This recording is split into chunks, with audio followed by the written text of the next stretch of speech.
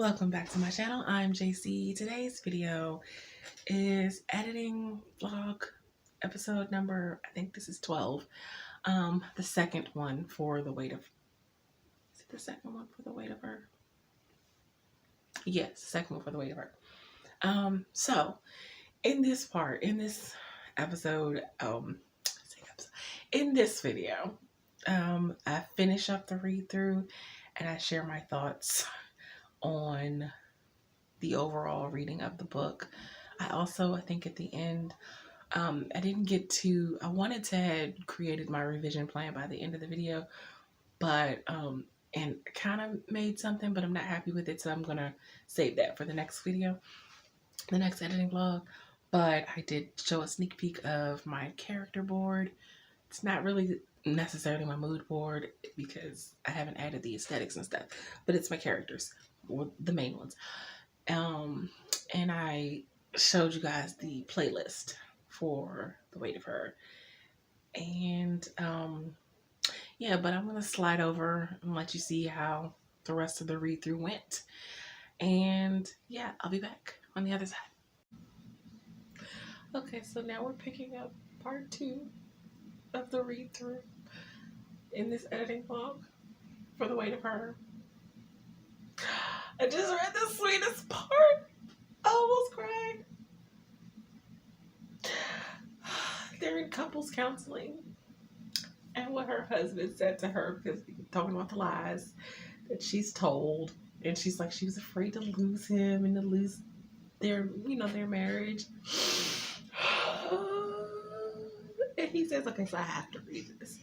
It's completely out of context, but hopefully it won't matter. Said he reached out and grabbed my hand and held it in his. Brennan, there is nothing on this earth that matters to me more than you. Children or not, I would never want to live this life without you. Do I want kids? Yeah. But I don't just want them with anyone. They have to be with you. You are my family, Bren. Don't you get that? Oh.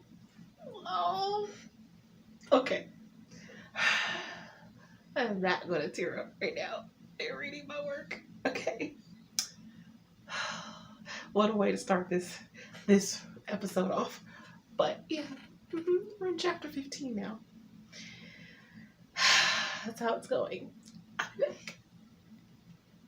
Okay, so I'm reading this read through while I'm on the stream with Laura, but so I wanted to read this other part real quick. It comes right after the part that I just read. But I love this whole scene so much, this whole part of the scene so much that I just have to share.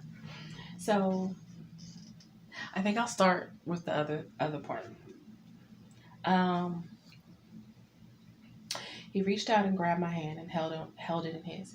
Brennan, there is nothing on this earth that matters to me more than you. Children or not, I would never want to live this life without you.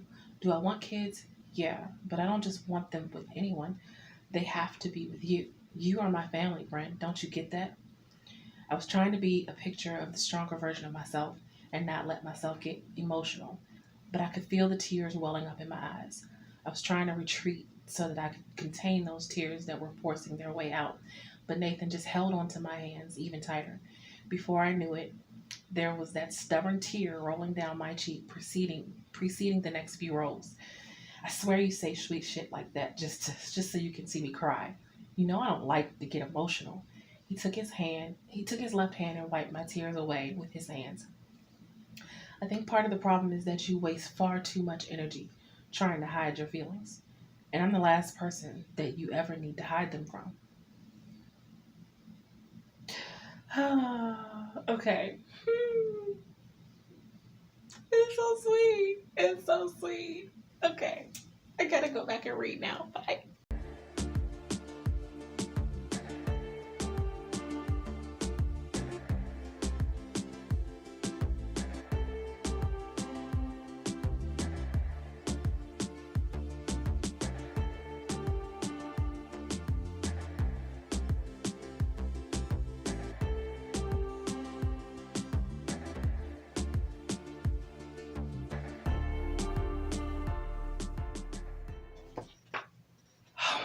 Okay, editing vlog here.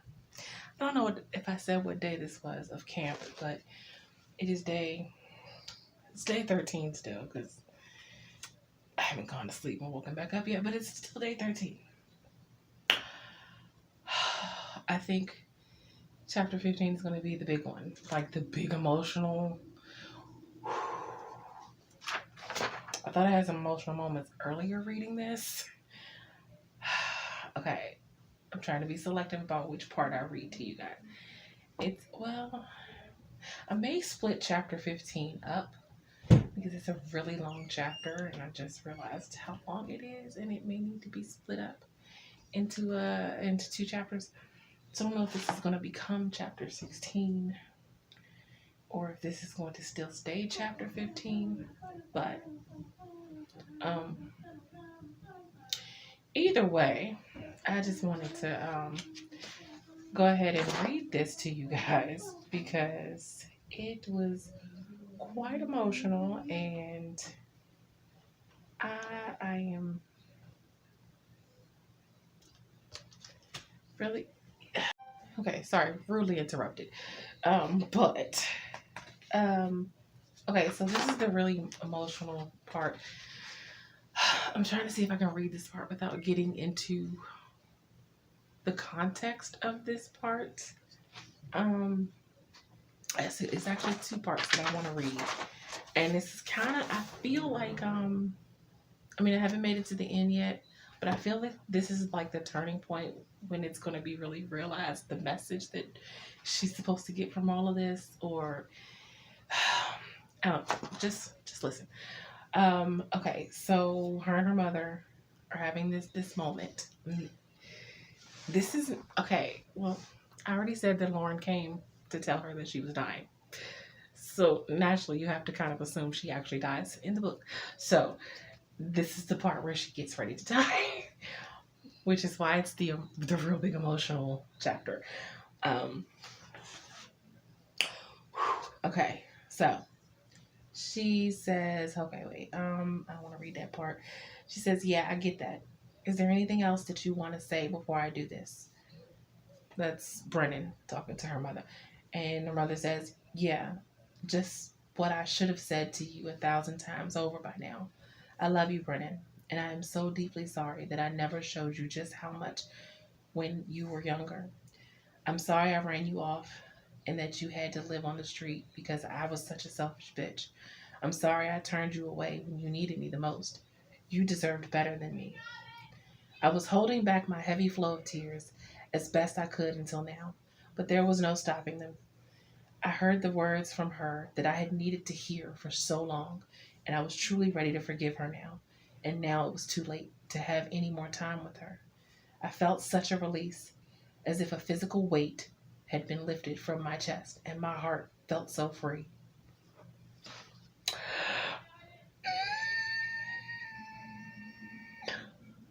Okay, there's more, but I don't want to. If I go into the next part, I'm giving too much away. Okay, so here's another part. This is another part. This is after.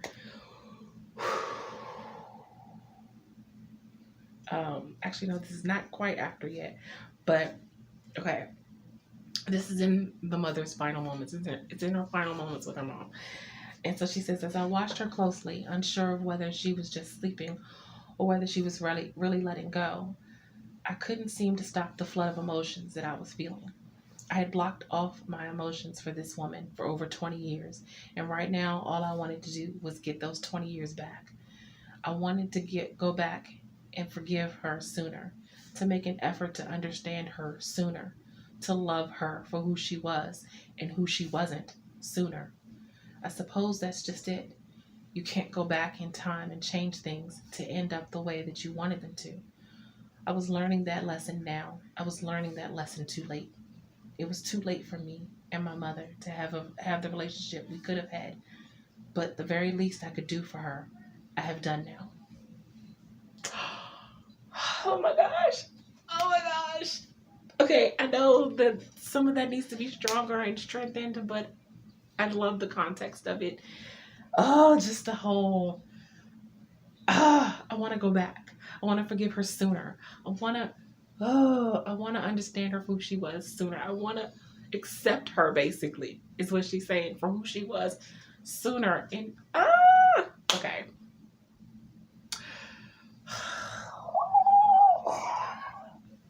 Like, I can't believe I wrote that. I wrote that. And I know it's not perfect by any means, but I love it. I love it so much. I will strengthen it where it needs to be strengthened, but I love it. I love the context of it. And, okay, I'm sorry. I just love it. Am I gushing? I'm gushing over my own work. I'm so sorry. I probably shouldn't be doing that, but I love this. I mean, it's sad. It's really sad. I shed a tear. Like, really. I didn't let y'all see it on camera, but I shed a tear. And, and I feel like, okay, so let me just get real transparent with you. I mean, none of this actually happened in my real life or anything, but some of the emotions, y'all know I suffered from childhood abuse from my mother or whatever. Some of the emotions, some of the learning to forgive, you know, my mom's still very much alive. And the hardest lesson to learn is to forgive someone who's not sorry. I mean, in this story, her mother's clearly sorry, but my mother isn't. My mother feels has nothing to apologize for. And the hardest thing I've had to do was learn to just forgive her anyway.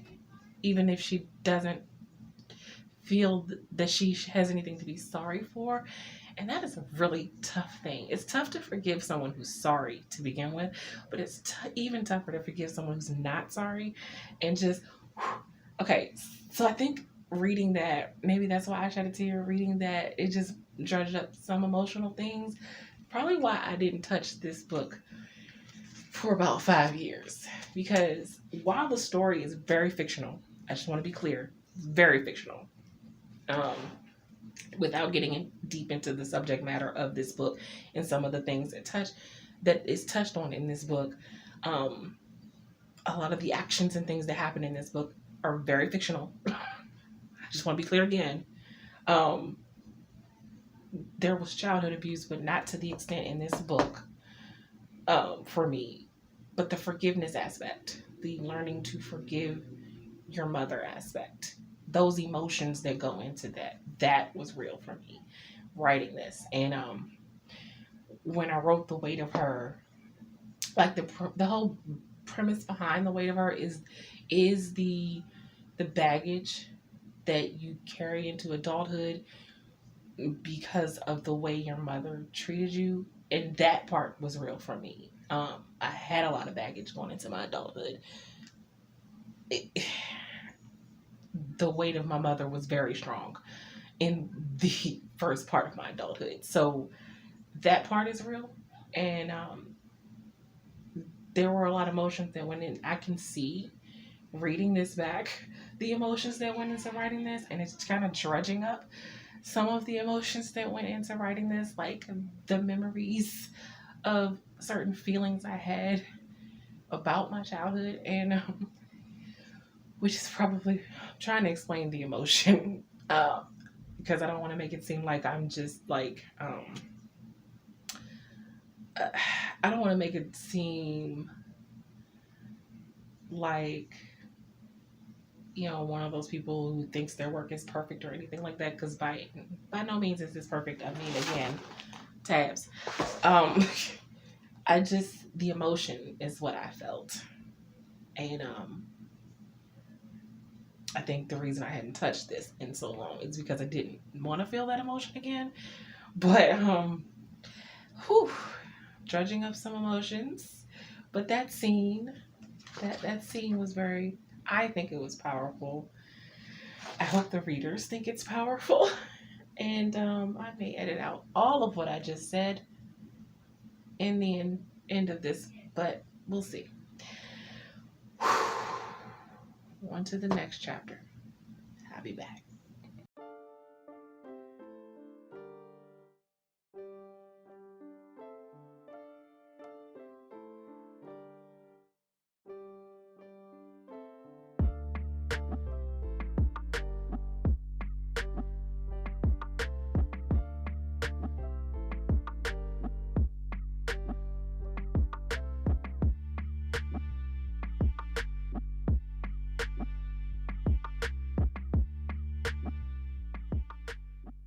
Okay, so just finished up chapter is this? Finished chapter 17, which I think actually needs to be broken up into two different chapters. So, there's just been a reunion of sorts. And I am near the end. Technically, I am on what's in here is chapter 18, which I now know will be changed because this is the second chapter that I've taken and separated and broken up. But it's in here as chapter 18. So I have 18, 19, and 20. I have 3 chapters left of this read through. I'll be back.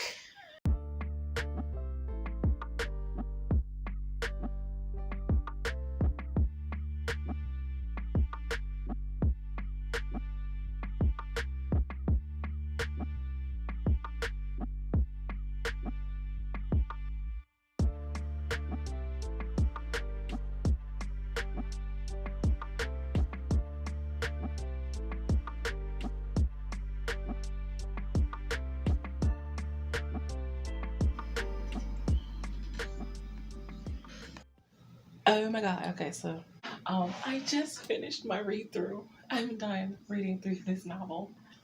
I love the ending. I love the way I ended it. I want to tell you guys, but I can't tell you because it's a surprise. I will say, this is the last line of the entire book. And I know last lines can change between the first draft and the second draft and all in that in process, but I love this last line and I may try to keep it. It says, "It's funny how letting go of old hurts can open up new blessings." It's kind of the general message. Letting go of the weight that you placed on your life from old past hurts, that kind of thing. I love it, I love it, I love it. Okay, so now comes the hard part. The revising. Oh, that's for another day. Not today. But I just wanted to share the moment I finished. Yay. Okay, bye. Okay, just wanted to share my character board with you for Weight of Her mood board. I wouldn't call this a mood board. I would call this more of a kind of a character board, so to speak, because I haven't really done the aesthetics part of the mood board, but this is all I have to share right now.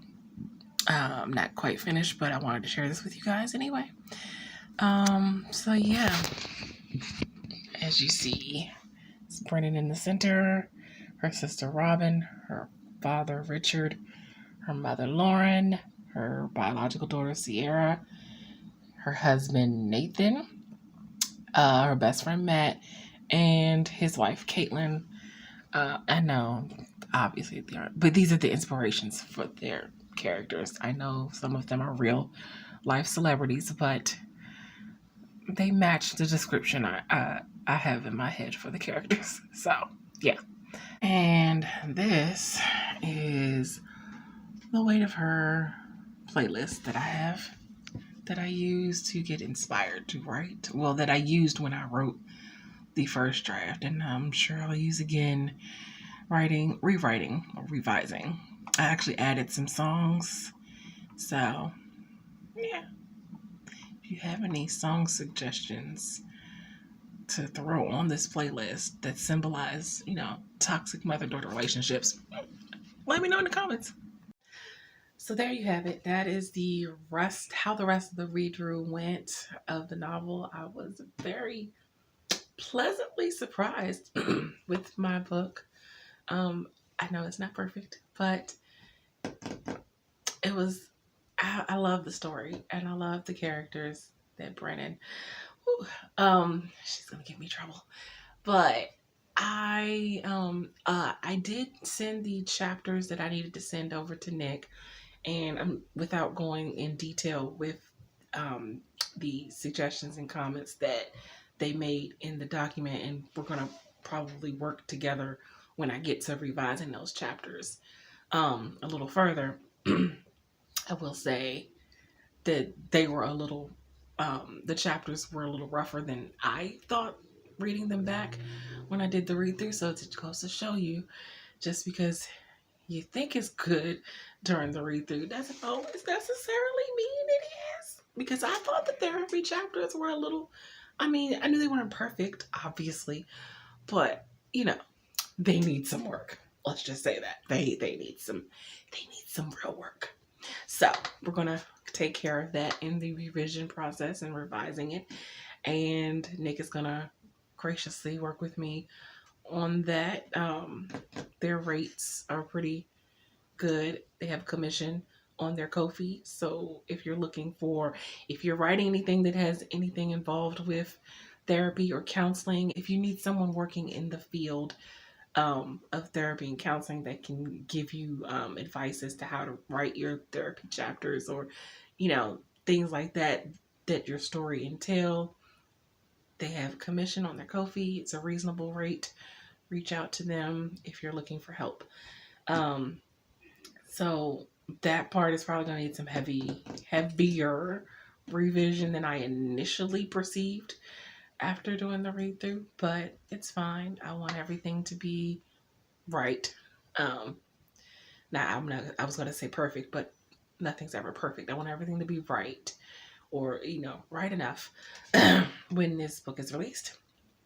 I think I hit the messages that I want the book to hit overall. We'll see once other people read it, but I was pleased. I'm a little nervous about going into this revision process, but it must be done. With that, that's going to be it for this video. If you like what you see and you want to see more videos from me, make sure you hit the like and subscribe button. I post videos on Mondays and Thursdays. I live stream on Wednesdays from 7 to 9 p.m. Eastern Standard Time. As per usual, if you would like to be supportive of me and any of my creative endeavors, such as my blog, my online magazine, online store, Ko-fi page, Redbubble shop, Patreon, or by buying my books, all of those links can be found in the description box below. Until next time, take care of yourself and have a blessed day. Bye.